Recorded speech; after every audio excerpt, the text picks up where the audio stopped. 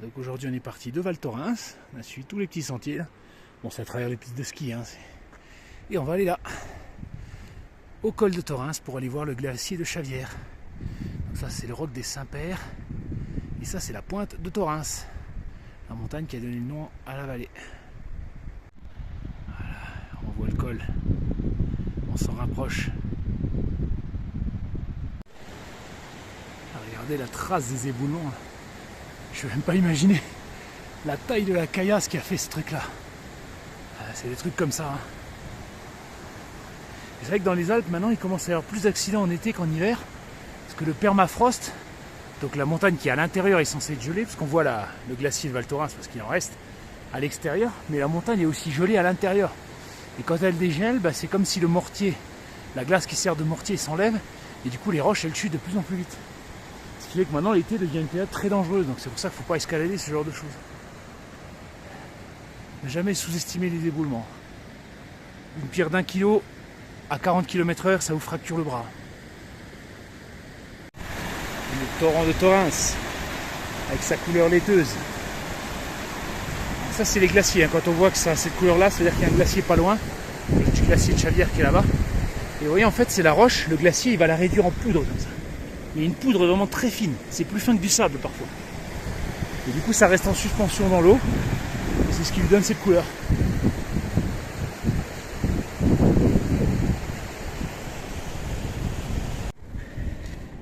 Regardez, c'est très fin, ouais. C'est presque comme de la farine, c'est de la farine de roche en fait. D'une très très grande finesse. La puissance des glaciers, la puissance de la nature. À partir de maintenant, on quitte les pistes de ski et les chemins balisés et on va dans la nature sauvage. Par contre, je vais mettre mon pull là parce que là on sent qu'il fait froid quoi. Il y a du soleil, mais c'est marrant, dès qu'on s'approche de la glace, c'est comme si on rentrait dans un frigo. On sent qu'il y a quelque chose derrière. Et là, il y a un glacier magnifique. Magnifique. Il est aussi gros que le glacier du Brou là. Alors, cette plante là, j'aime bien, ça s'appelle la benoîte rampante. Vous voyez, j'appelle ça la fleur barbe à papa. C'est comme s'il y avait une barbe à papa au-dessus. Et ça lui permet de se protéger du froid. Parce que là, on est quand même à 2008, je pense. Et après, bah, quand elle sent qu'il fait suffisamment chaud, elle perd ses petits poils, elle s'ouvre, elle fleurit, puis après elle meurt. Rampante, pourquoi? Parce que c'est une plante rampante. Ici, c'est de la caillasse. Donc elle ne peut pas faire ses racines en profondeur, donc elle s'étend, un peu comme les pissenlits. C'est beau la nature, la façon dont elle s'adapte aux environnements, même les plus extrêmes. J'adore. Le glacier de Thorens. Ah ouais, belle faille là. Bon, il ne reste vraiment plus grand chose. Comparé aux géants que c'était autrefois il y a 100 ans. On va dire celui de Val Thorens, c'est un des plus petits. Il est condamné par le réchauffement climatique. Dans les 20-30 ans maximum, il aura complètement disparu. Et même si on arrêtait de faire les cons, ce qu'on fera pas, parce qu'on va continuer de faire les cons évidemment. Avec le réchauffement climatique, on va dire les dégâts qui sont déjà faits, fait qu'il disparaîtra de toute façon. Derrière celui de Chavières ou Gébrou là, il va tenir plus longtemps parce que c'est quand même sacrément épais. Et un petit comme celui-là, il est plus ou moins condamné. Comme le glacier d'Alpe d'Huez, qui est en train de mourir lui aussi. Le glacier blanc de la Sassière, lui, il a déjà disparu, c'est déjà un tas de cailloux. Enfin. Dans 40 ans, il restera ces vidéos-là pour se souvenir. Alors, maintenant il faut passer. Où est-ce que je vais passer? Par les éboulis, c'est un peu dangereux. Les chutes de pierre. Là, c'est à droite, c'est de la roche très lisse. Je me souviens, le guide, il m'avait dit par où passer, mais je me souviens plus. Il m'a dit, il y a une faille quelque part, il faut la suivre. Là, je la verrai peut-être de plus près. Le Mordor. De la roche, de la glace noire sans vie. On pourrait imaginer l'œil de Sauron là-haut. Hein. Je serais limite pas surpris. Là, on voit une belle crevasse là. Elle est grosse celle-là. Elle va faire au moins 4-5 mètres de fond. Et le glacier là est tout petit. Hein. Il y en a qui peuvent faire 30-40 mètres sur les gros glaciers. Alors celle-là elle est visible. Mais parfois il y a des couches de neige comme on voit. Donc quand la neige recouvre la crevasse, on voit rien. On pense qu'on marche sur des glaces dures, en fait on marche s'accroche sur une petite couche de neige très fine et on passe au travers. Et là, si on n'est pas encordé, bah, c'est le drame quoi. Ça y est, le glacier de Chavières qui nous montre le bout de son nez. Ça, c'est l'aiguille Polsey. L'aiguille de Polsey. Ça doit être le mont Gévroulas, je pense. Ou Gévroulas. Je ne sais jamais si on prononce le Z à la fin. Et là, vous avez 3 glaciers qui partent. Il y a le col de Gévroulas qui doit être quelque part par là. Donc le glacier de Gévroulas qui part derrière. Ou Gévroulas, je ne sais pas comment on dit. Le glacier de Chavières. Et derrière, il y a encore le glacier de Polsey. Il y a 3 glaciers qui partent de là. Par contre, je suis venu ici il y a peut-être pas 10 ans, mais peut-être 7-8 ans. Et je me souviens, la glace arrivait là. Vous voyez, en 7-8 ans déjà, ce qu'on a perdu. Ça fond à très très grande vitesse. Il faut vraiment profiter du spectacle. C'est pour ça que c'est bien d'immortaliser le moment. Bon, finalement, c'était plus facile que ce que je croyais, parce que je pensais passer par là, par le verrou. Et en fait, il y a un petit chemin qui était tracé par les randonneurs avec des cairns qui permet de contourner. Sauf que je ne savais pas quand je suis passé il y a quelques années où j'avais pris le truc de face comme un idiot. C'est tout l'intérêt de prendre un guide. Eux, ils savent par où passer. Nous, les touristes, on y va à l'aveuglette. On fait souvent des conneries. Bon, tant qu'on se met pas en danger, c'est pas grave. C'est comme ça qu'on apprend.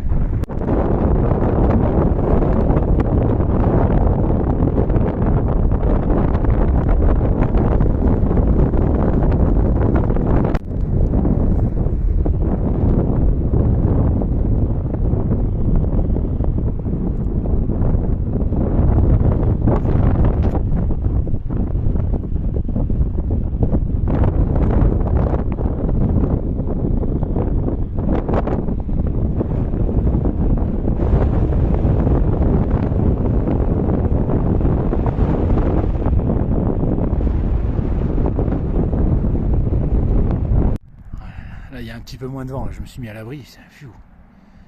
Voilà. Donc, tout ça, c'est le glacier de Chavières. Voilà. Le glacier de Polsey, il est derrière, là, on ne peut pas le voir. Le glacier de Gévroulas, le col, il doit être là, juste derrière. Et derrière, c'est le glacier de Gévroulas. On va descendre un petit peu, prudemment, on va voir jusqu'où on peut aller. Parce que ça, je ne sais pas si c'est le glacier blanc ou si c'est de la roche. Si c'est de la roche, il faut marcher dessus. Si c'est de la glace, il faut éviter. Bon, ça a l'air d'être de la roche. Le glacier là-bas, je ne sais plus celui que c'est, je regarderai. J'irai faire un tour tout à l'heure, j'ai largement le temps. Allez, on va descendre un petit lac de fonte là. On va y aller. À la limite de la langue du glacier. Et ça, c'est encore de la glace. Et là, ça en est plus. Sauf qu'on voit pas la différence en fait. Allez, va marcher un petit peu dans le Mordor. Il faut dire que, vous voyez, quand les rochers comme ils sont lisses comme ça, même là, ça veut dire que la glace est passée par là. Et regardez les blocs que la glace elle est capable de déplacer, la force qu'elle a. Et il y a 100 ans, tout ça c'était sous la glace. Là on était sous 30 mètres de glace. Et la glace elle allait jusque dans la vallée là. En 100 ans seulement. Putain, ça m'énerve. T'as même ici dans un endroit aussi magnifique, il y a un connard qui vient jeter sa pomme pote. Allez hop, je la prends avec. Je la ramène à la station. C'est magnifique, on est vraiment dans un chaos de roches quoi.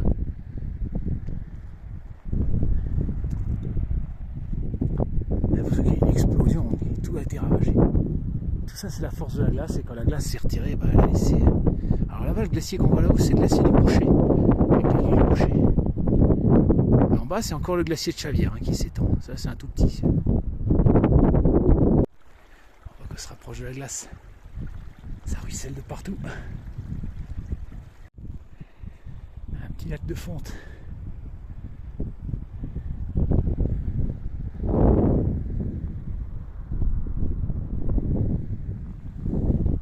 Le glacier il est carrément coupé en deux. Il y a un morceau là, et là il n'y a plus rien. Quoi.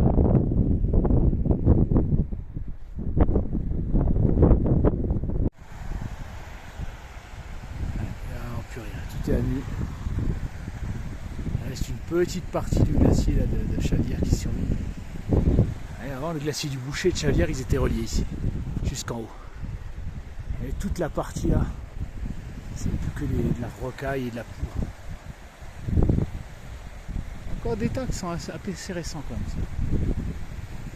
Qui vont au contact de la limite de la glace. Ah, on pourrait presque aller au boucher à pied là. Ouais. Je vais aller de l'autre côté essayer de voir si j'ai une belle vue.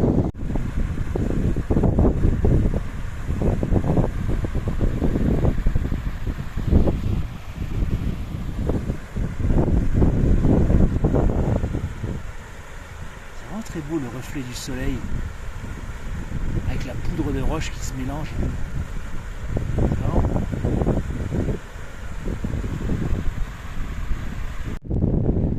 Alors ça c'est super bizarre.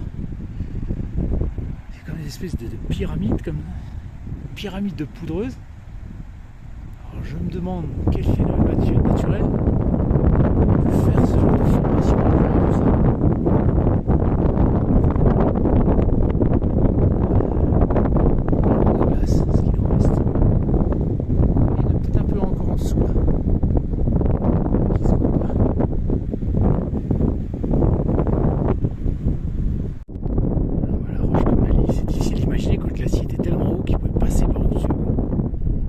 Voir la limite du glacier. Oui. Là, les roches là, on voit qu'elles sont cassantes. Là, on voit qu'elles ont été lissées. Donc l'ancienne limite, elle est là. Impressionnant. Hein. Là, on doit être sous la glace. Regardez comme il est loin. Hein. Même là, c'est tout lisse. Donc là aussi, ça passait par-dessus. Il y a un refuge là-bas. Dans lequel il est, celui-là, faut pas éternuer trop fort, hein, sinon tu prends le toit sur la figure.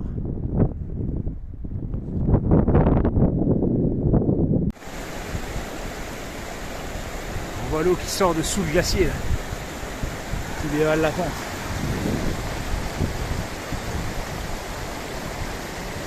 Ça en fait des eaux de fonte, hein.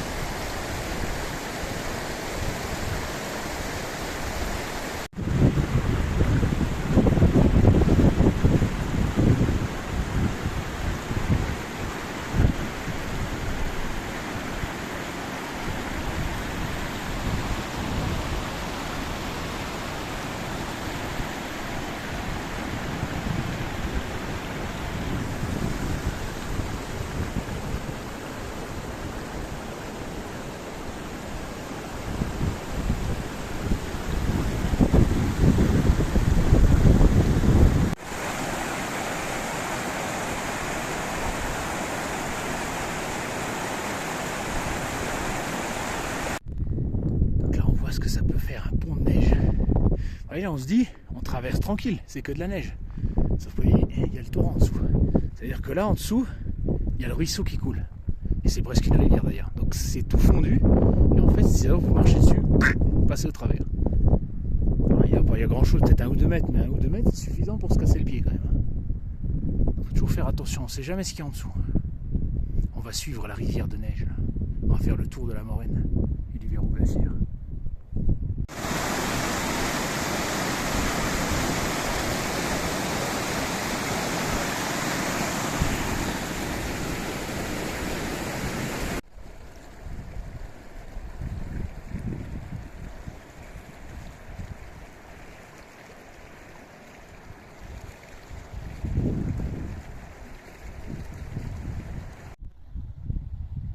Bizarre ces petits tas de sable là. Ça fait comme des mini moraines. Il y en a plein là encore là. Tac tac tac tac. C'est la première fois que je vois ça sur un glacier. Je vois pas du tout pourquoi. C'est bizarre, on dirait des résidus de paille. Je pense que ça peut bien foutre ici. À une telle altitude. Je suis vraiment tout proche de la langue de glace. Là. Des deux côtés. Voilà, je vois l'eau en surface, donc je pars du principe que je suis pas sur la glace. J'ai vu des randonneurs là sur la glace. C'était encordé. Je peux pas aller jusque là. Je vais voir si je peux monter sur le petit monticule là pour avoir une belle vue. C'est marrant les rochers là, ça fait comme des champignons. En dessous c'est à l'ombre, donc la neige elle reste. Et ça fond que autour du rocher. Ça fait espèce de champignon de roche comme ça, c'est rigolo. Ce que la nature peut faire.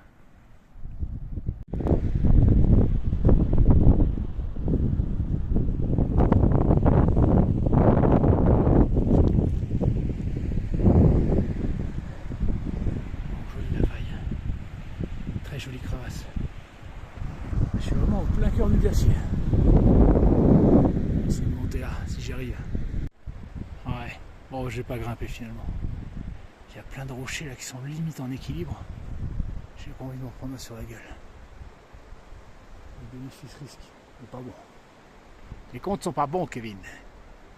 Je vais faire le tour, ce sera très bien aussi. Regardez ça comme c'est beau. Une cascade dans la glace.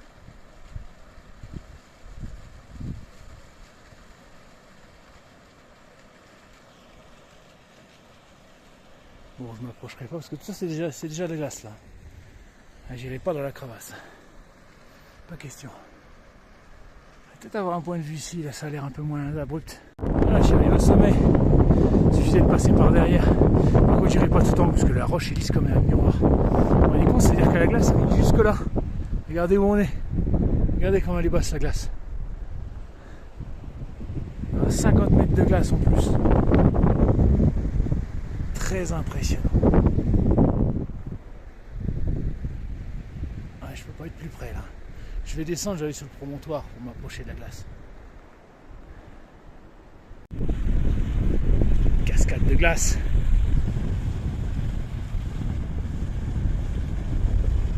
Et voilà. J'ai trouvé un passage pour aller tout en haut. Bien, je suis content. Tiens, 10 ans de ça, j'aurais attaqué la falaise direct comme un gros débile. Je deviens sage en vieillissant. Je réfléchis un peu plus. Bon, un tout petit peu plus. Panorama complet 360.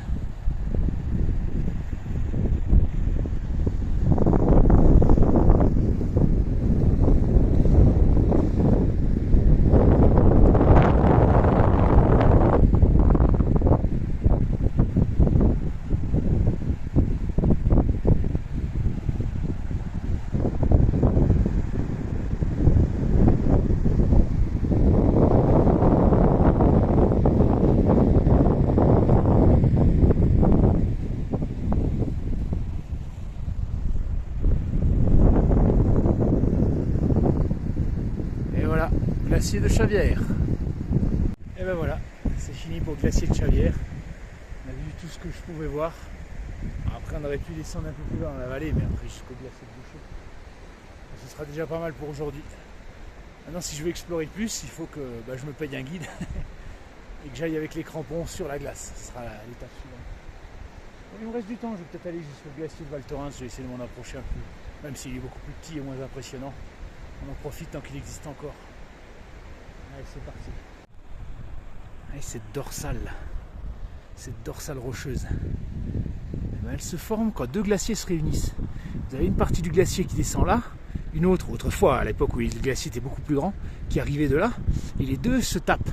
Et donc tous les rochers qui sont ramenés d'un côté et l'autre, ils se fracassent l'un l'autre et ils forment une espèce de dorsale. Et après quand le glacier se retire, ça laisse ça. Comme un dos de dragon.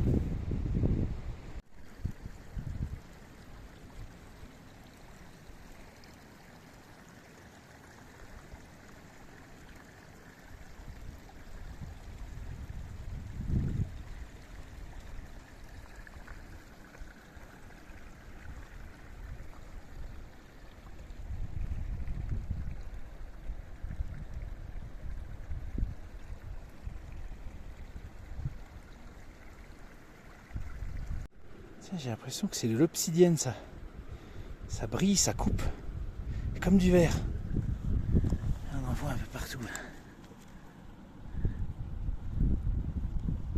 Il y a plein de minéraux qui se réveillent. Oui, regardez comme c'est fin. Comme une lame. Je pense que c'est de l'obsidienne. Pas sûr, mais...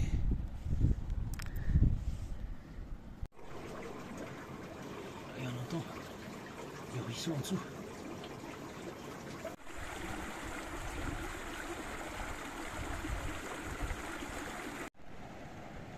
Ces espèces de canyons là, ça se forme à cause du rocher. Il absorbe la chaleur, et après il dégage de la chaleur, il fait fondre la glace autour. Et sur un rocher aussi grand que ça, ça fait ce genre de truc. Avec cette belle cascade là-haut.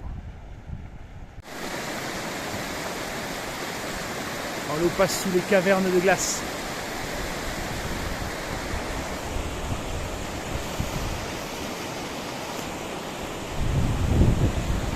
J'ai peut-être l'explication à ces moraines là. Je pense que ça va être pendant les orages. Parce que l'eau elle ruisselle par-dessus la glace. Elle doit emporter toutes les poussières. Et quand elles arrivent, vous voyez, dans des failles, elles se bloquent. Et après quand la pluie s'arrête, ça doit laisser des tas comme ça. Par logique, hein, par déduction, à mon avis, c'est ça. Je pense que c'est pendant les orages de pluie que ça se forme sur la glace. C'est pour ça qu'on a ces petits tas. Mais aucune certitude, hein, c'est juste de la déduction. Je demanderai à quelqu'un qui s'y connaît. Un vieux qui sait, comme on dit.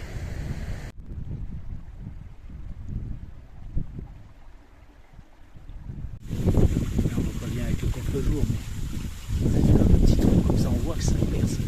C'est plein de méandres en dessous. Et voilà, je suis sur de la glace aussi, vous voyez, on voit la glace. Tout ça, c'est de la glace en fait. Je sais pas si on peut voir. Ouais, vous voyez, on voit la glace. Donc je suis sur la glace, je m'en aperçois même pas. Ouais. C'est beau, tu sais, j'ai pas envie de partir, je suis tellement bien ici. Il faudra bien que je décolle un jour ou l'autre, je peux pas passer la nuit là. C'est vraiment très apaisant toute cette glace.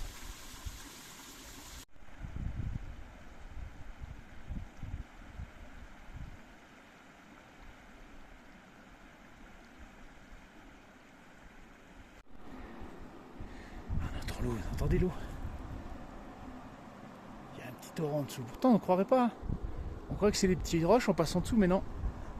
Sous cette roche là, il n'y a que de la glace. Et en dessous, il y a du vide. Avec un ruisseau. Bon, je pense que ça pourrait supporter mon poids sans trop de problème. Mais bon, je ne vais pas tenter le coup. Je vais faire la prudence, je vais faire le tour par le lac. C'est très bien aussi.